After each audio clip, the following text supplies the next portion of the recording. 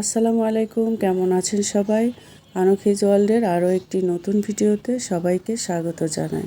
Evening outing, night outing অথবা উইকেন্ডের বেড়ানো ঢাকাবাসীর জন্য খুব জনপ্রিয় বেড়ানোর জায়গা পূর্বাচলের 300 ফিট এক্সপ্রেসওয়ে। আজকে আমার বড় ছেলে আমাকে 300 ফিটে হাঁসের মাংস আর চাপটি, রুমালি রুটি এগুলো খাওয়াবে বলে নিয়ে এসেছে। তো আপনাদের সাথে সেটাই আজকে শেয়ার করছি। 300 ফিটের জনপ্রিয়তা, সুখ্যাতি এখন সারা দেশজোড়া এই সুখ্যাতির মূল রহস্য হলো 300 ফিটের নীলা মার্কেট আর পূর্বাচল ক্লাবের পুরুলিয়া চত্বরের চাপটি, রুমালি রুটি দিয়ে হাঁসের মাংস। আরও আছে একদম গরম শিরার মধ্যে ডোবানো মিষ্টি। বিভিন্ন রকমের বিভিন্ন নামের এসব মিষ্টি আপনাকে গরম গরম সার্ভ করবে তারা।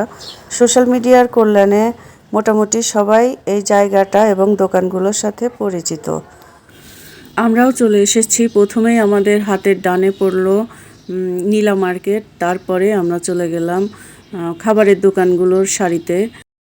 সারি সারি অগুন্তি এত খাবারের দোকান, আর সব দোকানগুলোতে প্রায় একই আইটেম, রুমালি রুটি, চাপটি দিয়ে হাঁসের মাংস, সাথে মুরগির মাংস, গরুর মাংস, আর বিভিন্ন রকম ভর্তাও পাওয়া যায়, ডাল থাকে।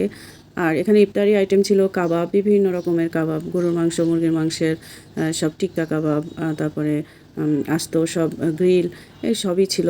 আর এই যে এখানে রান্না করা খাবারগুলো, গরুর মাংস, মুরগির মাংস, অবশ্য গরুর মাংসের কালা ভুনা ছিল, লাল ভুনা বলে ওরা। আর এখানে মজার আরেকটা বিষয় হচ্ছে, এখানে বিড়াল থাকে এই সব দোকানগুলোতে। বিড়ালগুলোর দিকে আমার নজর চলে গেল। ওরা প্রত্যেকটা টেবিলে যে সবার কাছে কেমন দৃষ্টি আকর্ষণের চেষ্টা করছিল খাবারের জন্য। তো আমি আবার মায়া করে একটু খাবার টিস্যুতে মুড়ানো খাবার দিচ্ছিলাম। তো কিষান, আমার বড় ছেলে, বললো যে না আম্মু, আমি এর আগে আসছি, ওদেরকে খাবার দিচ্ছি, কিন্তু ওরা খায়নি। ওরা এমনই করে, শুধু দৃষ্টি আকর্ষণের চেষ্টা করে। তো আমরা আসার পরপরই ইফতারির সময় হয়ে গেল। আমরা ইফতারি আইটেম ওই ছোলা মুড়ি এগুলো না খেয়ে আমরা ভুনা খিচুড়ি আর লাল ভুনা, কালা ভুনা এগুলো দিয়ে খেতে বসছি। এগুলো খাওয়ার পরে আমরা একটু ঘোরাঘুরি করলাম, মিষ্টির দোকানে গেলাম, যেখানে গরম গরম মিষ্টি সার্ভ করা হয়। তো এখানে বিভিন্ন রকমের মিষ্টি আছে, বালিশ মিষ্টি নামে একটা আছে, ওটা অবশ্য ফুরাই গেছিলো। তো তারপরেও বিভিন্ন সাইজের বিভিন্ন রকমের যে এরকম মিষ্টি সব ছিল, কিন্তু মিষ্টির কোয়ালিটি খুব একটা ভালো না। শুধু একটা ভালো লাগলো, সেটা হচ্ছে পানি তাওয়া মিষ্টিটা, আর অন্যান্য মিষ্টিগুলো অত ভালো লাগেনি। ভুনা খিচুড়ি, গরুর মাংস দিয়ে খাওয়ার পরে আমরা একটু ঘোরাঘুরি করতেছিলাম, এই যে মিষ্টির দোকান নিয়ে গেলাম।